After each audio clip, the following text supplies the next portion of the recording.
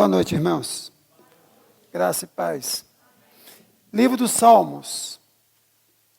Livro dos Salmos, capítulo 113. Livro dos Salmos, capítulo 113. Vamos fazer uma leitura alternada do texto. Eu lerei os versos ímpares e os irmãos lerão os versos pares. Livro dos Salmos, capítulo 113. Leitura alternada da palavra do Senhor. Aleluia! Louvai, servos do Senhor. Louvai o nome do Senhor. Bendito seja o nome do Senhor, agora e para sempre. Do nascimento do sol até o ocaso, louvado seja o nome do Senhor.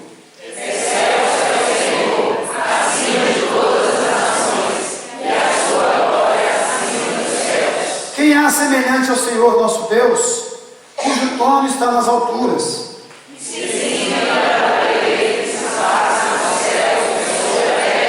Ele ergue do pó o desvalido e do monturo o necessitado.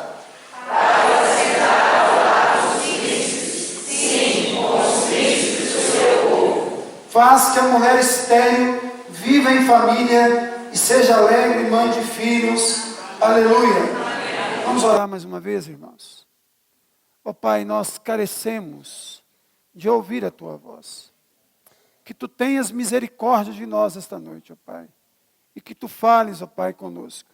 De forma clara, simples e objetiva, ó Pai.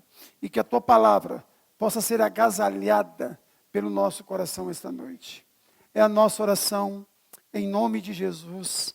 Amém. Irmãos, louvar a Deus deveria ser a coisa mais natural na vida de um crente. Pense bem. A Bíblia nos diz que nada, absolutamente nada, pode nos separar do amor de Deus que está em Cristo Jesus. Mais do que isso, a Bíblia diz que nenhuma condenação há para aqueles que estão em Cristo Jesus. A Bíblia diz mais, a Bíblia nos diz que nem a morte pode nos matar mais, porque a morte já foi morta por Jesus Cristo na cruz do Calvário. Diz mais a palavra do Senhor, irmãos, que você e eu não somos apenas sobreviventes debaixo do sol, mas a Bíblia diz que você e eu, nós somos pastoreados pelo pastor dos pastores, ou seja, Jesus Cristo. Mais do que isso, irmãos, a Bíblia nos diz que nós saímos do túmulo e o Senhor nos fez assentar nos lugares celestiais em Cristo Jesus. Mais do que isso, irmãos, a Bíblia nos diz que Deus nos tirou do império das trevas e nos transportou para o reino do Filho do seu amor. E em última instância, se você e eu fecharmos os olhos aqui agora, na mesma hora nós abriremos na praça central da Nova Jerusalém. Talvez isto deveria suscitar uma pergunta: por que nós não louvamos a Deus como poderíamos e deveríamos louvar a Deus? Entendo eu que nós temos pelo menos 3 respostas a essa pergunta. Por que nós não louvamos a Deus como deveríamos e poderíamos louvar a Deus? Primeiro, ainda há resquícios do velho homem em nós, que nos leva a termos um coração inclinado à ingratidão. Ou seja, você e eu não louvamos a Deus como poderíamos e deveríamos louvar a Deus, porque há em nós ainda um sentimento muito grande de ingratidão. Tem muito pouca gratidão no nosso coração. Prova disso é que nós lamentamos muito o pouco que nos falta e nós agradecemos muito pouco o muito que temos. Nós lamentamos muito o pouco que falta e agradecemos pouco o muito que temos. O nosso coração tende à ingratidão. Segunda coisa, irmãos, Muitas vezes nos falta percepção espiritual de que Deus está trabalhando por nós. Muitas vezes nós achamos que aquele prato que se encontra em cima da mesa, que nós iremos degustar, é fruto apenas do nosso trabalho. Nós esquecemos que aquele prato bonito que está à nossa frente, que nós iremos degustar, é manifestação da graça de Deus na nossa vida. Muitas vezes nós esquecemos que um filho é manifestação de Deus na nossa vida, que o ar que nós respiramos é manifestação de Deus na nossa vida, que tudo que temos, que tudo que somos é a manifestação de Deus. Terceiro, irmãos, nós temos a tendência de criar ídolos, e esses ídolos, na maioria das vezes, se interpõem entre nós e Deus. E quando esses ídolos se interpõem entre nós e Deus, nós temos uma dificuldade enorme de adorá-lo. Por exemplo, muitas vezes, nós temos um sentimento tão intenso por uma determinada pessoa, que aquela pessoa se torna um ídolo na nossa vida. E essa pessoa nos impede de adorar a Deus. Muitas vezes, nós temos um apego tão grande a uma determinada coisa, que essa coisa se torna um ídolo. E quando se torna um ídolo, essa coisa se interpõe entre nós e Deus. Então, irmãos, primeiro, nós temos a tendência à ingratidão. Segundo, muitas vezes nos falta percepção espiritual. Terceiro, nós criamos ídolos que se interpõem entre nós e Deus. Talvez uma segunda pergunta deve ser feita. Que tal mudarmos isso hoje, aqui e agora? E eu entendo, irmãos, que o salmo que nós acabamos de ler é muito interessante nesse sentido. Ele pode nos ajudar esta noite, primeiro, a termos um coração mais grato a Deus. Segundo, nos libertar desses ídolos que se interpõem entre nós e Deus. Primeira coisa que você e eu temos que saber a respeito desse salmo, que esse salmo aqui, mais o 114, mais o 115, mais o 116, mais o 117, mais o 118, é chamado de cânticos de Halel. Ou seja, cânticos de exaltação a Deus. E mais do que isso, irmãos, o texto de Mateus, que narra a ceia do Senhor, nos diz que Jesus cantou um hino. E com certeza, Jesus cantou o Salmo 113. Porque se cantava na Páscoa o Salmo 113, 114, 115, 116, 117 e 118. Cantava-se na Páscoa, na festa dos tabernáculos, na festa de consagração. E é interessante que o Salmo 113 e o Salmo 114, eles eram cantados antes das refeições. E os demais salmos eram cantados após a refeição. Só aí já tem uma lição preciosa. Nós deveríamos agradecer antes e depois da comida, né? Mas entendo eu que de todos os salmos de Halel, o que expressa mais ações de graças, mais gratidão a Deus, é o Salmo de número 113. Vamos fazer então a exposição do Salmo. Primeira coisa que o Salmo nos ensina é que o louvor a Deus, ele é universal. A adoração a Deus, ela é universal. Por isso que até os céus proclamam a glória de Deus e o firmamento anuncia as obras das suas mãos. Mas um fato muito interessante é que o texto nos diz que o louvor a Deus deve ser universal, mas ao mesmo tempo ele é feito por servos. Olha o que diz o verso 1. Aleluia, louvai servos do Senhor. E servos aqui pressupõe comunidade. Ou seja, o que você e eu, o que nós estamos fazendo aqui esta noite, é uma ordenância bíblica. É louvar o Senhor em comunidade. É louvar o Senhor na igreja. É culto comunitário ao Senhor. E é interessante, os servos do Senhor devem louvar o Senhor. E é interessante também que no Salmo 33 nos diz que aos retos fica bem louvá-lo. Isso é muito interessante. Outra coisa que o texto nos ensina, devemos louvar o nome do Senhor. Verso 1, aleluia, louvai servos do Senhor, louvai o nome do Senhor. Quando o texto diz que nós devemos louvar o nome do Senhor, está falando, irmãos, que nós devemos louvar Deus por aquilo que Deus é. Ou seja, o caráter de Deus. Porque o nome está relacionado diretamente à essência do caráter do nosso Deus. Quando o texto diz louvai o nome do Senhor, nós devemos louvar a Deus por aquilo que Deus é. Nesse sentido, nós podemos elencar aqui os atributos incomunicáveis de Deus, do tipo ele é onisciente, ele é onipotente, ele é onipresente.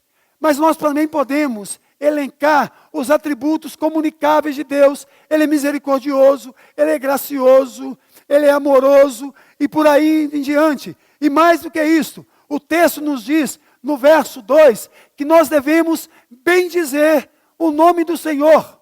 E bendizer significa falar bem. Falar bem. Agora, você só pode falar bem de alguém que você conhece. Não tem como você falar bem de alguém que você não conhece. Por isso que a Bíblia diz que aos retos fica bem louvá-lo. Por isso que a Bíblia diz que os servos do Senhor devem louvar ao Senhor. Porque nós conhecemos o Senhor. Nós sabemos quem é o Senhor. E bem dizer aqui significa também falar de Deus para aqueles que não conhecem a Deus ou ignoram o caráter santo de Deus. Quando nós louvamos, nós anunciamos Deus. Quando nós louvamos a Deus, nós falamos quem é Deus. Mais do que isso, o texto nos ensina que o louvor a Deus, ele vai além do tempo. Bendito seja o nome do Senhor, agora e para sempre. Verso de número 2. Ou seja, o louvor a Deus, ele é além do tempo. Ele é agora e para sempre. Eu não louvo a Deus em determinados tempos, épocas da minha vida. Ou seja, está indo bem, eu louvo a Deus. Não está indo bem, eu deixo de louvar a Deus. Não. É em qualquer momento. É a tempo e a fora de tempo. É isso que diz o texto. Mas a palavra de Deus vai além. Diz que o louvor a Deus não pode ser circunscrito a uma geografia, a um espaço. Olha o que diz o verso de número 3.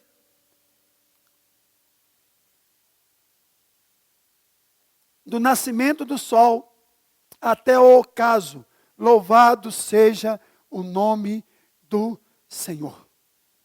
O sol nasce no leste, ele se põe no oeste. É além do espaço. Muitas vezes nós reduzimos, circunscrevemos a nossa adoração a Deus a um lugar que nós chamamos de igreja. Parece que Deus se resumiu a uma geografia. Deus se encontra apenas no espaço físico que nós chamamos de igreja. Mas não. Deus deve ser louvado em todo lugar. É além do tempo e além do espaço. Por isso que 1 Coríntios, capítulo 10, verso 31, nos diz assim: quer comais, quer bebais, ou façais qualquer outra coisa, fazei tudo para a glória do Senhor. Ou seja, a nossa vida como um todo é um culto a Deus. Eu estou cultuando a Deus quando eu estou dirigindo. Eu estou cultuando a Deus quando eu estou trabalhando. Eu estou cultuando a Deus quando eu estou cozinhando. Eu cultuo a Deus o tempo inteiro. Por exemplo, É um equívoco usar o seguinte termo: vamos dar início ao culto. Culto não tem hora para começar para um crente. Ele começa quando o indivíduo se converte. E não termina nunca mais. O que começa é o culto comunitário. Mas a vida é um culto. Por isso que nós não entramos na presença do Senhor. Nós vivemos na presença do Senhor. Por isso que é equivocado quando a pessoa ora assim: Senhor, entramos na tua presença. O que vai depois? Senhor, ainda na tua presença. Eu fico esperando quem vai sair. Nós não entramos, nós vivemos na presença de Deus. Culto não começa para um crente. Começou já, quando ele se converteu. E não termina nunca mais. Segundo motivo, irmãos, ele é o Senhor do cosmos. Do verso 4 ao verso de número 6. Primeira coisa, irmãos, o nosso Deus não é um Deus preso em um gueto, a uma geografia, a uma denominação, a uma nação. De jeito nenhum. O texto começa aí no verso 4, nesse segundo ponto, falando que Deus é excelso. Excelso é o Senhor. A palavra excelso significa eminente, elevado e ilustre. Esse é o Deus que nós adoramos. Excelso é o Senhor. Segunda coisa, o texto nos diz que Ele está acima das nações. O povo de Israel achava que Deus era reduzido a uma geografia, reduzido a um povo. Não. Israel foi chamada para ser luz para as nações. O Deus que nós professamos também aqui na Igreja Presbiteriana do Vale do Sol, não é um Deus preso à Igreja Presbiteriana do Vale do Sol, nem preso à denominação presbiteriana. É um Deus a ser anunciado a todas as nações. Não é um Deus preso, encastelado, envelopado. Não. É um Deus livre, que manifesta a sua graça em todos os lugares. O texto diz mais. Diz que a glória de Deus é maior do que a habitação de Deus. Já parou para pensar nisso? Por exemplo, na nossa sociedade, nós definimos uma pessoa rica basicamente pela casa que ela tem, não é? Você vai na casa do indivíduo, aquela casa bonita, linda, maravilhosa, aqueles móveis extraordinários, aquele carraço na garagem, aquela piscina maravilhosa. Você fala assim: fulano é rico. Nosso Deus não. Ele é muito maior do que a sua habitação. Olha o que diz o verso 4. Excelso é o Senhor acima de todas as nações e a sua glória acima dos céus. Está achando que Deus é igual ao céu? Está achando que Deus é igual ao cosmos? Ele é muito maior. Extremamente maior. Não dá para medir Deus nem pelo cosmos. Por nada, absolutamente nada. Por isso que a Bíblia diz que ninguém é capaz de edificar uma casa para Deus. Ninguém. Absolutamente ninguém. O texto nos diz também que Ele é um Deus que está no controle de todas as coisas. Olha o verso 5. Quem há semelhante ao nosso Deus? Quem há semelhante ao Senhor nosso Deus, cujo trono está nas alturas, que se inclina para ver o que se passa sobre a terra? Nota aqui uma pergunta retórica, porque é uma pergunta que já vem com a resposta. É um Deus que controla tudo. Não porque é tirano, déspota, mas porque é Deus gracioso e amoroso. Diz o texto que Ele se inclina para ver o que se passa na terra. Eu gosto demais daquele texto de Isaías que diz que Deus habita no mais alto e santo lugar, mas também que Deus habita com o quebrantado e humilde de espírito. Já pensou nisso? Um Deus que se inclina. Mesma hora que diz que Deus está no trono, e trono dá uma ideia, irmãos, que Deus controla tudo, que tem o poder sobre tudo, que a história não está ao léu, mas tem alguém no controle, ela não está sem rumo. Ao mesmo tempo, diz que é um Deus que age, diz que é um Deus que se inclina. Inclinar é isso, gente, ó. Inclinar. Um Deus que sabe das nossas carências, que sabe das nossas necessidades, que sabe das nossas angústias, que sabe das coisas que nos entalam, que tira o nosso sono. Deixa eu dizer uma coisa para os irmãos. Para o cristão, o trono de glória não é apenas um trono de glória, mas é também um trono de graça. O trono de glória não é só de glória, é um trono de graça, porque do trono de glória ele se inclina. Já pensou nisso? Você já parou isso para pensar nisso? Um Deus que se dispõe para trabalhar para sujeito como eu, como você. Diz que a mão dele não está encolhida para que não possa salvar, nem os seus ouvidos tapados para que não possa ouvir. Esse é o nosso Deus. Essa visão que a gente tem de um Deus tosco, de um Deus nervoso, de um Deus bipolar. Isso não é um Deus da Bíblia. Isso é um Deus criado à imagem e semelhança da igreja, que pega o indivíduo pelo medo, pela culpa ou pela ganância, mas nunca laça o indivíduo pela alma, pelo coração.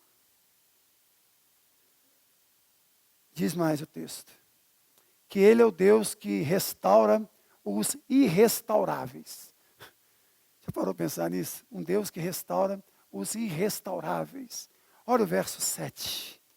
Ele ergue do pó o desvalido e do monturo o necessitado. O monturo aqui, irmãos, era um monte de cinzas, onde ficavam as párias da cidade. Os pobres, os indesejados e os doentes. Porque eles queimavam os lixos fora da cidade.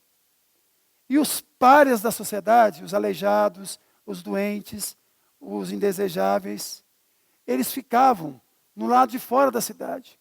E naquela região desértica, durante o dia é muito quente, à noite é muito fria. Eles dormiam na cinza para se esquentar.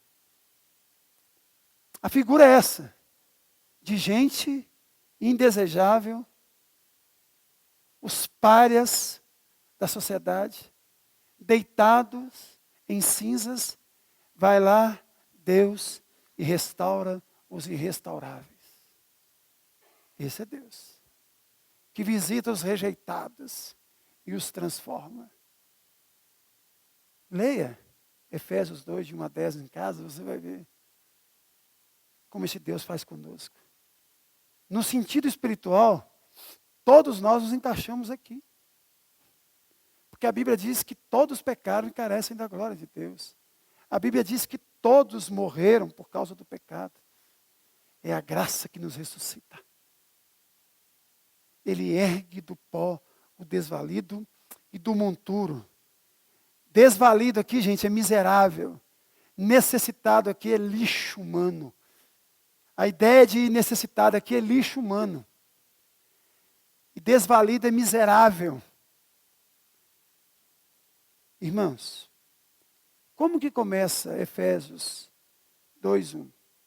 Ele nos deu vida, estando vós mortos em vossos pecados e delitos. No capítulo 2, verso 6, diz assim: e nos fez assentar nos lugares celestiais em Cristo Jesus. Ele nos tirou da morte, do túmulo, da sepultura, e nos fez assentar nos lugares celestiais em Cristo Jesus. Eu, Geraldo Márcio, posso afirmar, sem nenhum medo de errar, que eu me encontro na Igreja Presbiteriana do Vale do Sol, Avenida Maria de Castro Silva, 379, bairro Vale do Sol, Viçosa, Minas Gerais, Brasil, América do Sul, planeta Terra. Mas em Cristo Jesus me encontro nos lugares celestiais. Porque eu tenho dupla cidadania. Tenho certeza disso.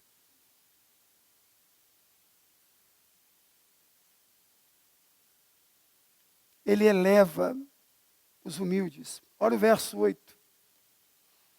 Para sentar ao lado dos príncipes. Sim, com os príncipes do seu povo. O nosso Deus é o Deus que dá dignidade. Vocês sabiam disso?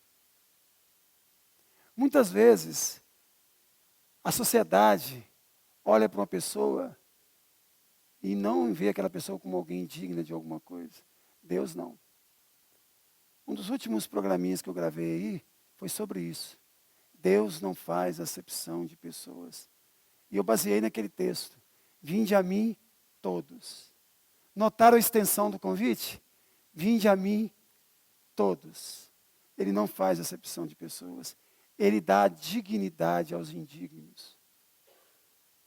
Quantas pessoas, irmãos, que você conheceu, que eu conheci, que não tinha dignidade ainda, mas que teve um encontro com o Senhor Jesus, foi lavada e remida no sangue de Jesus, e hoje constituiu família, hoje é uma pessoa digna, respeitada, porque o Senhor dá dignidade para as pessoas. Dignidade. Porque não faz acepção de pessoas. E infelizmente, a igreja dele tem feito. Isso é muito triste. Mas a igreja do Senhor Jesus, infelizmente, tem feito acepção de pessoas. Não tem imitado o seu Senhor. Tem tratado muitas vezes as pessoas pelo CPF e não pelo RG. Isso é muito triste, mas é uma constatação. É uma verdade. Ele eleva os humildes. No verso 9 também nos diz isso. Faz com que a mulher estéril viva em família e seja alegre mãe de filhos. Talvez o salmista aqui tinha em mente as 3 matriarcas, a mulher de Abraão, Isaac e Jacó. Mas talvez não, com certeza, ele esqueceu de Maria, que não era estéril, mas que deu luz a Jesus. Foi mãe de Jesus. Irmãos, naquela época, uma mulher estéril era considerada também indigna. E o sonho da mulher hebreia era ser mãe do Messias. Se ela era estéril, ela jamais poderia ser a mãe do Messias. Então, era considerada alguém que estava debaixo da maldição divina. Diz o texto que faz com que a mulher estéril viva em família e seja alegre mãe de filhos. Eu quero terminar, irmãos, fazendo 3 perguntas aqui, básicas, muito básicas. O sermão é muito curto, hoje é dia de ceia. Primeira pergunta: a sua vida e a minha tem sido uma vida que manifesta gratidão a Deus por meio do louvor? Segunda pergunta: há sentimentos no seu coração de gratidão que você não consegue conter e que por causa que você não consegue conter, ele transborda, ele vaza em adoração?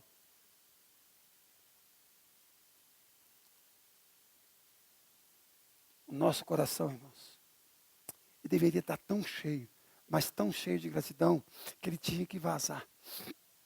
Tinha que sair pelos poros. Efésios capítulo 1, do verso 3 ao verso 14. Na língua original não tem ponto. É uma sentença só.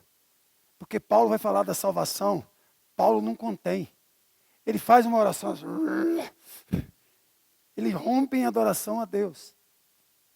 Estava tão cheio, tão empazinado da graça de Deus, que a graça vazou, transbordou. E por último, o que nós já sabemos sobre Deus, sobre quem Deus é, sobre o que Deus fez, sobre o que Deus vai fará, é o suficiente para termos um coração grato a Deus? Se não, irmãos, nós temos que estudar mais a Bíblia. O que nós já sabemos que Deus fez, está fazendo e fará, tem que ser o suficiente para nós adorarmos a Ele. Senão, tem alguma coisa errada. Vamos orar, irmãos. Muitas vezes, sermão do tipo que eu fiz hoje, desperta as pessoas a se quebrantar diante de Deus. Mas eu acho que o sermão de hoje é para nós quebrantarmos diante de Deus. Dizer assim: Senhor, tem misericórdia de mim, me perdoa, porque eu não tenho adorado o Senhor como deveria e poderia adorar. Senhor, a minha vida não tem vazado gratidão. Pelo contrário, há mais lamento saindo da minha boca do que gratidão.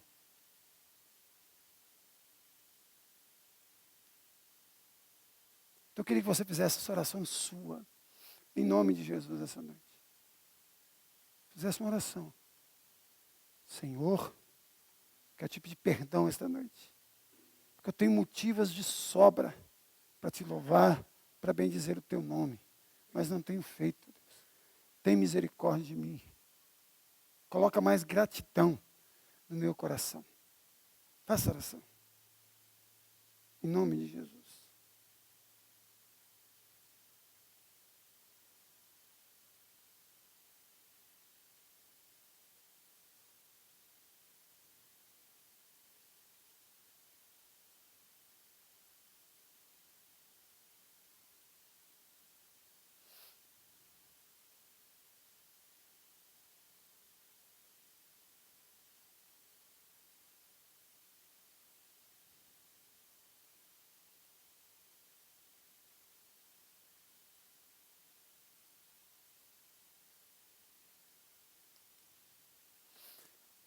Que as palavras dos nossos lábios e o meditar do nosso coração sejam agradáveis na tua presença, Senhor, rocha nossa e nosso Redentor.